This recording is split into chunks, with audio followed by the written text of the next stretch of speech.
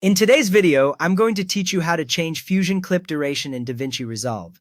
We will keep this simple so you can follow along even if this is your first time using Fusion clips.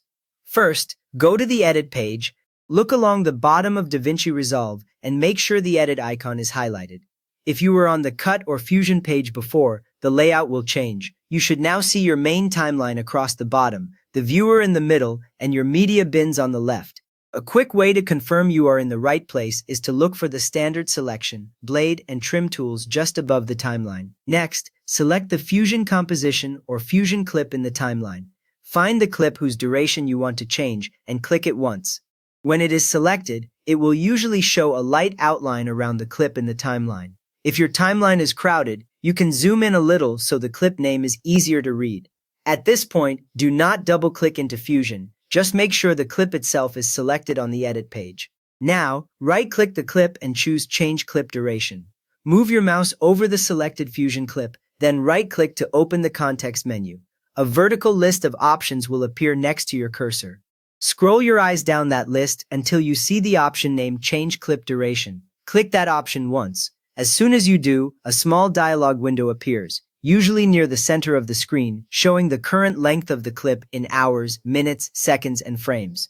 Beginners sometimes confuse this with clip speed, but here you are only changing how long the clip lasts, not how fast it plays. After that, enter the new duration. In the dialog box, you will see fields where you can type the new time. For example, you might type 000500 for a 5-second clip, depending on your frame rate. You can use the arrow keys on your keyboard to move between parts of the timecode if needed.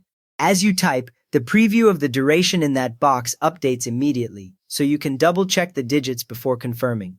A useful detail is that DaVinci Resolve will automatically adjust the visible length of the Fusion clip in the timeline to match whatever duration you type here. Finally, click Change. With your new duration entered, click the Change button at the bottom right of the dialog. The window will close, and you will see the Fusion composition or Fusion clip stretch or shrink in the timeline to reflect the new length.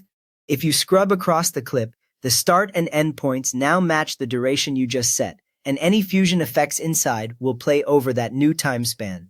You have now successfully changed the duration of a Fusion clip in DaVinci Resolve from the Edit page without touching the Fusion node tree.